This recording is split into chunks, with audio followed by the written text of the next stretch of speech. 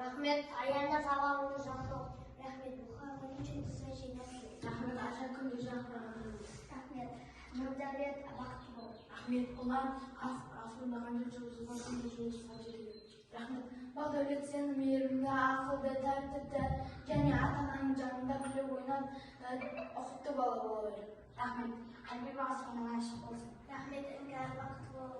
Рахмет, ақылды әдия әрдайым күліп ойнап жүре бер.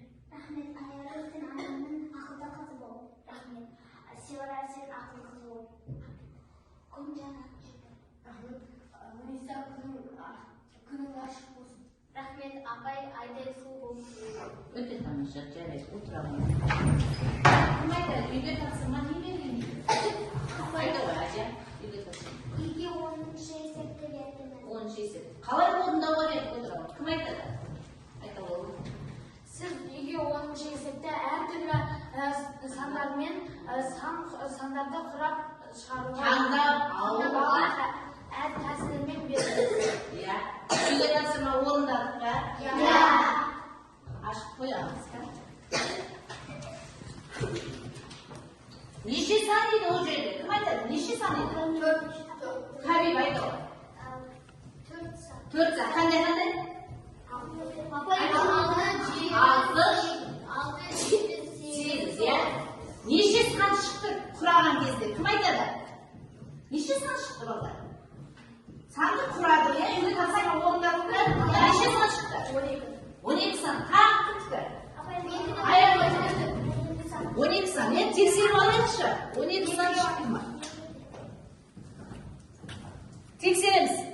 67, 68, 69, 76, 78, 79, 86, 87, 89, 96, 97, 98.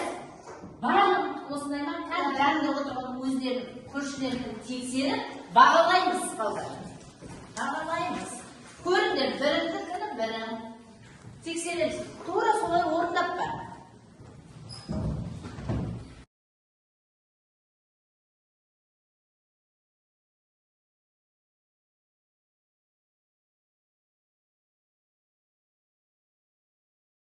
Дұрыс орындап па?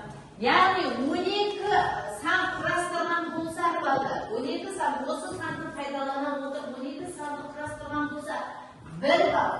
Енді барлық нұсқаны дұрыс таңдаған болса, 1 балл, 2 балл. Яғни алдымызда бағалау парағы. Алдымызда бағалау парағына тапсырманы орындарына жазыңдар. Тесте жазып аламыз. Тесте жазып аламыз. Қате орындаған болса, 1 балл. Түсіндер ма? Тесте жазамыз. Жазыңдар ма? Жаз. Балны қойып болдық па? Қоямыз. Тесте.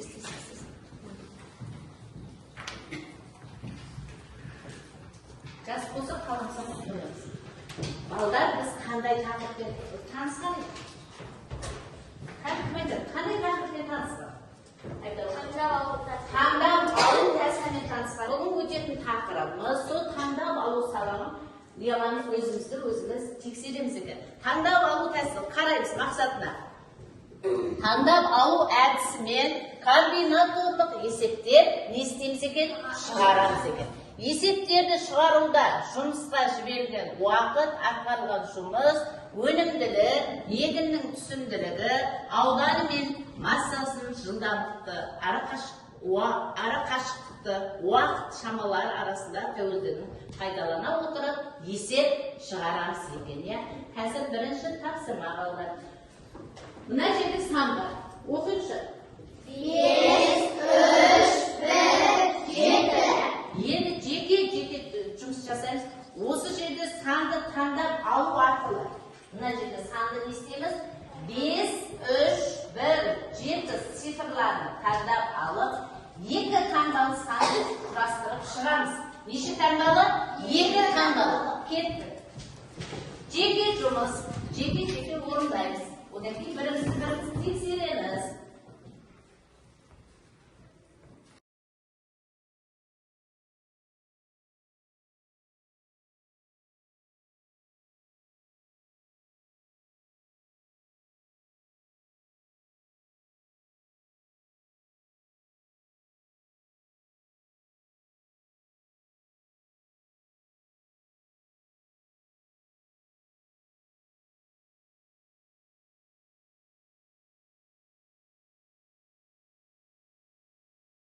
Біріміз бағалаймыз. Нешесін дұрыс орында? Аяларның барлық есебі дұрыс. Барлық есебі дұрыс па? Дұрыс. Айта ғой. Бұл санайтын да бар. Қатесі жоқ қой, 12. Иә. Аяна. Бұлардың барлық 12 есепті дұрыс. 12 сан құрастырып шықты, иә? Айта. Айшаның 12 есебі дұрыс. 12. Тексеріп аламыз, қараймыз. Қараңдар. Оқшы кім? Аяла. 13, 15, 17, 31, 35, 37, 51, 53, 57, 71, 73, 75. Яғни осы нұсқаларды дұрыс орындағандарына 1 баллны қоямыз. Тапсырманың барлығының 12 сат, 9, 10 болса қоймаймыз, тек қана 12-сін орындағанға 1 балл. Сонда қанша балл қоямыз? 2 балл қоямыз. Балл қою кестесіне қоямыз. Жазыңдар, кестесіне. Жазамыз. Жазыңдар ма?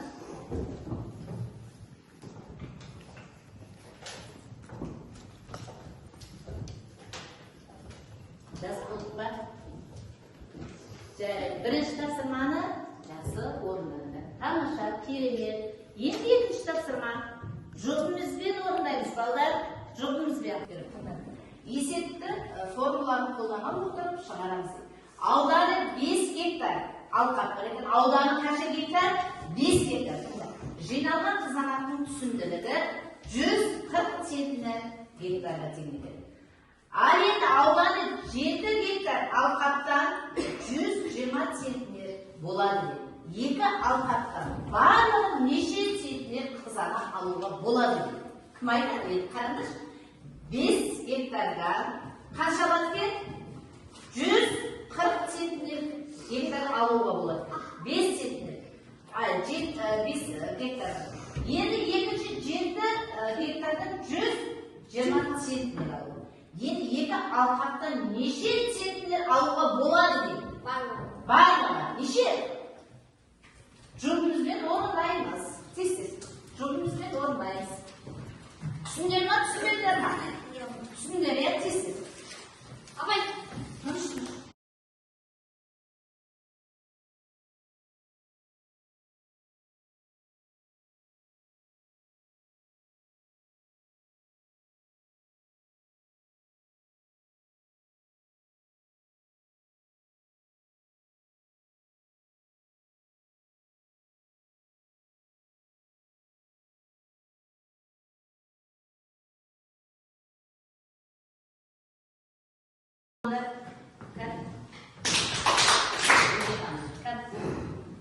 Неше гектар?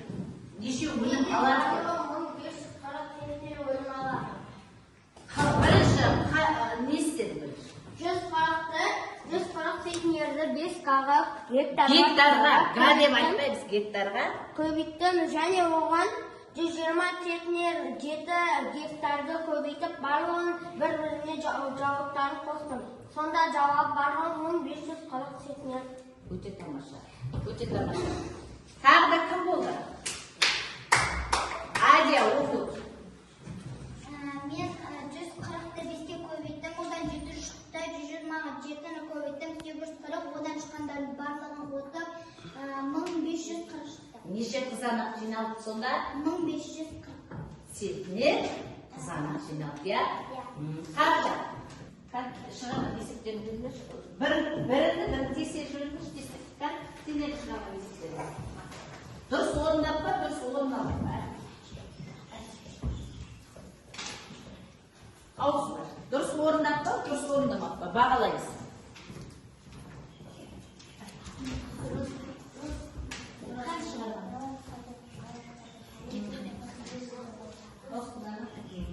Дұрыс орындап па, сән ба? Айта ғой.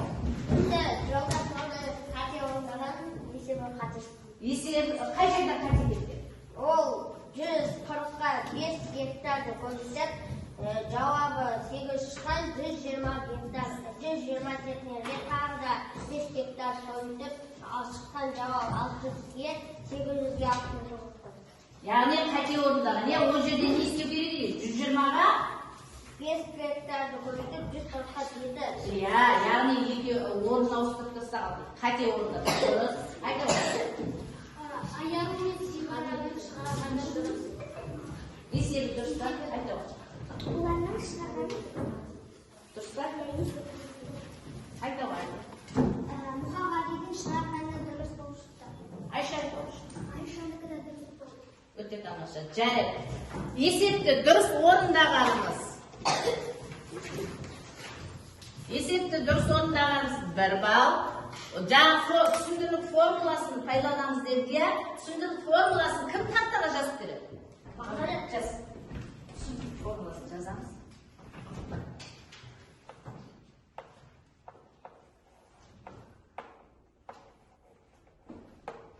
Яғни дұрыс орындады ма балдар? Өте тамаша. Яғни қараңдар, есепті түсіндірігін жазған, қолданған балаға 1 балл, есепті шығарғанға 1 балл. Яғни формуланы пайдаланбаған болса, не істейміз? Балын қоймаймыз. Есепті дұрыс шығарса 1 балл қоямыз. Бағаланбаймыз.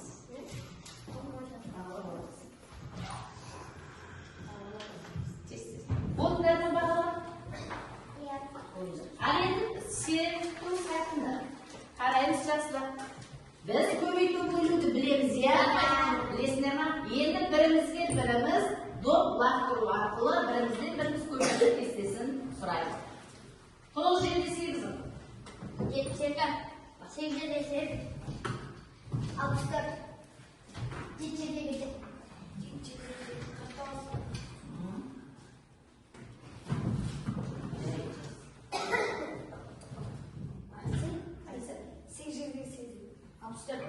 Қойылмаған қойсаңдар. Алия, 9-7-8. 9-7-9-8. Алмағын қойды.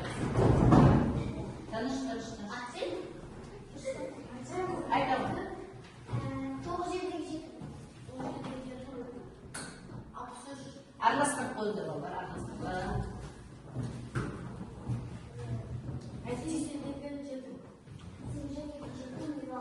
Дұрыс.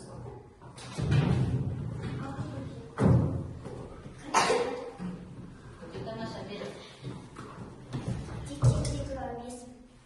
7-7-35. Жарайды. Бөлуге байланысты берші, бөлуге байланысты.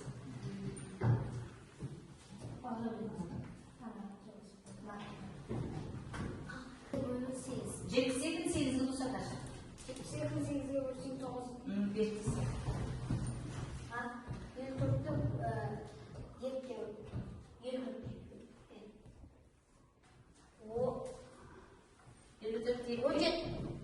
Жарайды. Бер.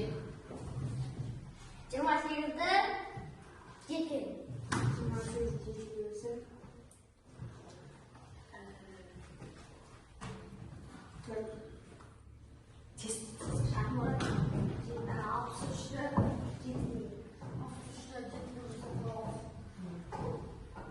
Ол бермелі де берсе. 42 бөлінген 2.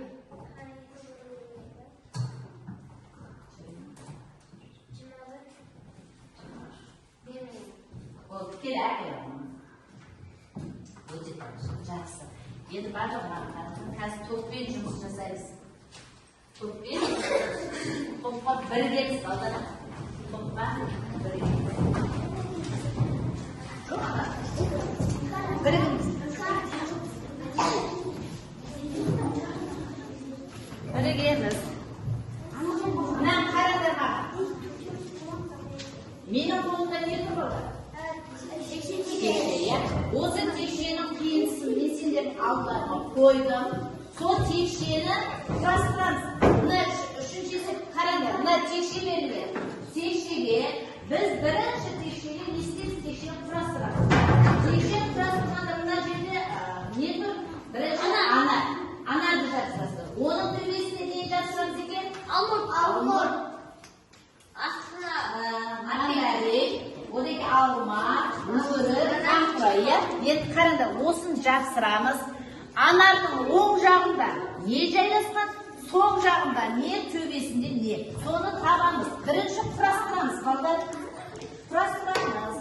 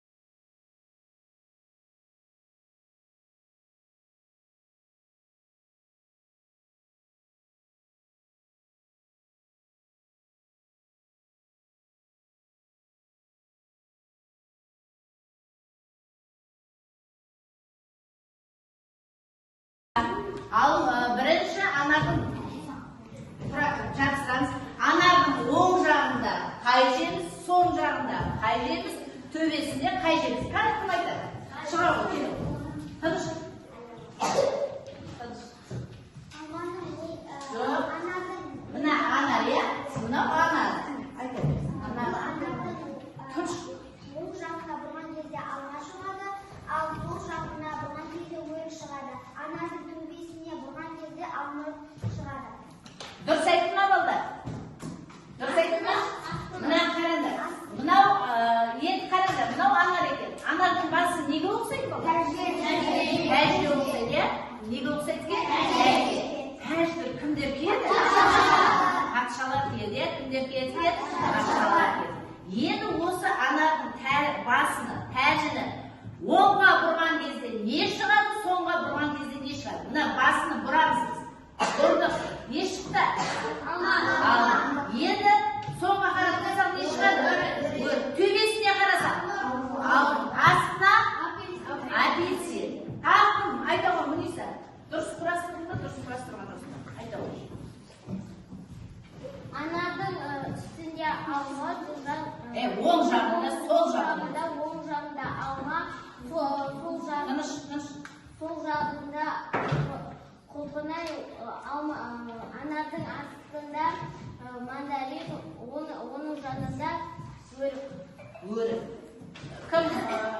Тақ? Әдия, кім аяғы? Айта ғой. Анардың оң жағында алма, ал сол жағында алмұрт, астында құлпынай. Бұлар не екен? Біз нені құрастырдық? Балдар, біз нені құрастырдық? Текше құрастырдық. Иә, текшенің неше жаны бар? Неше жағы бар? Неше қабырғасы бар? Неше жағы бар? Кім айтады? Текшенің 6 жағы бар. Иә, текшенің неше жағы бар екен? 6 жағы. Неше қыры бар? Неше қыры бар екен? 12 қыры бар екен. Неше төбесі бар? Апай, айта ғой. 8 төбесі бар. Яғни біз барлығын құрастырып шықтық, иә? Құрастырып. Оң жағы не болды? Кім айтады? Алма. Екінші жағы? Алмұрт. Төбесі алмұрт. Төбесі алмұрт. Қазір көрсетші, тез-тез. Алма оң жағы. Алма оң жағы, сол жағы өрік, төбесі алмұрт. Апельсин болады. Асты апельсин. Болдық ба? Бауыр көріп болдық ба? Енді барлығымыз дәптермен жұмыс жасаймыз.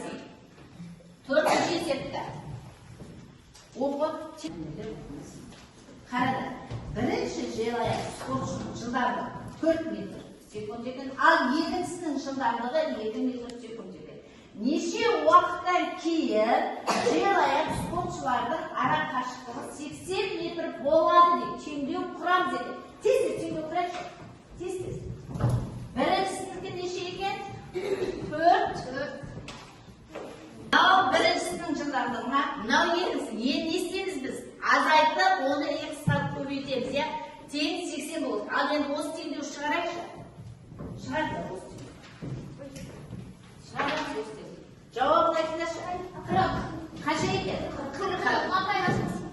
Бар тақтаға. Кім шығарады теңдеу? Апай.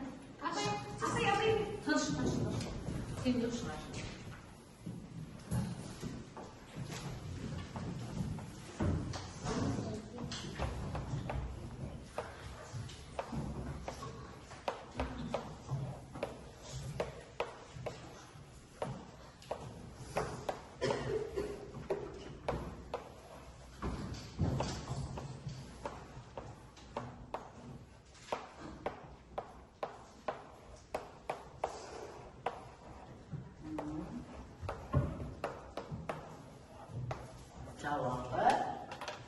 Жауабы жасай.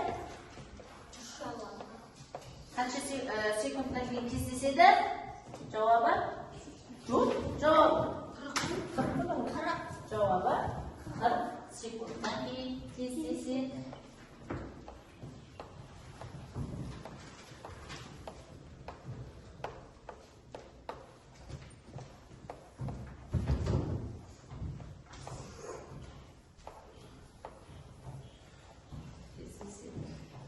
Boş balalar.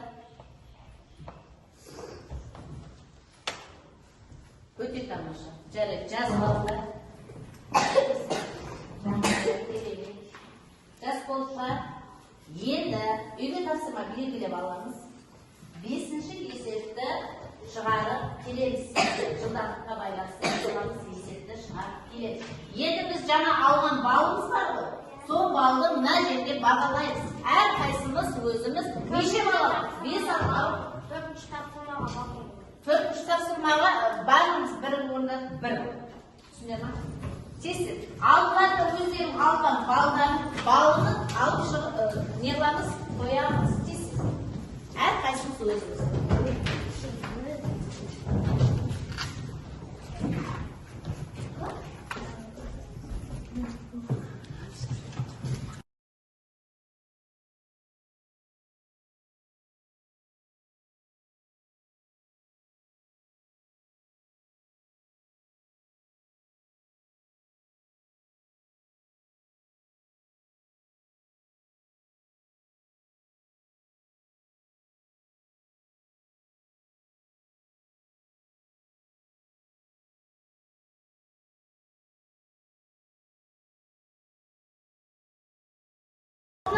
Mına şeyde. Jackson'da yazısı değil mi? Birincisi ondan birincisi de ikincisi. Tez жазды. Şöyle de жаздырайыз, тек қана өздеріне ұнаған сабақ ұнаса ұнады. Досыңа көмектескен болсаң, көмектестім, жазды. Қарап отыр. Мына тұр, көріне ма? Көңіл күйім керемет. Тақырыпты меңгердім. Мынау достарыма көмектестім. Жазды. Қайсысы ұнады сендер соң жазды. Көңіл күйлерің жақсы болса, көңіл күйім жақсы болды. Üstüne жазалым. Жазалым. Жазыңдар ма? Беріңіз.